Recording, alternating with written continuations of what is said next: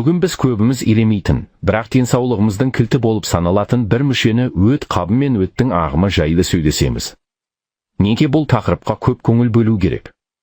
Өйткені өттің жұмысы тек ас қорытуға ғана емес, буындарға, теріге, холестеринге, тіпті гормондарға да әсер етеді.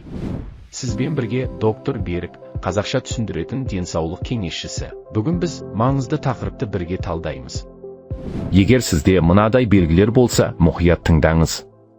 Буындарыңыз сықырлап ауырса, құрғақ тері, жарылған өкше мазаласа, холестерин жоғары болса, бауыр майлану, стеатоз байқалса, бас ауруы, мигрен жиі болса, көлікке жиі құсқыңыз келсе, бұлардың барлығы өттің дұрыс шықпай жатқанын көрсетеді.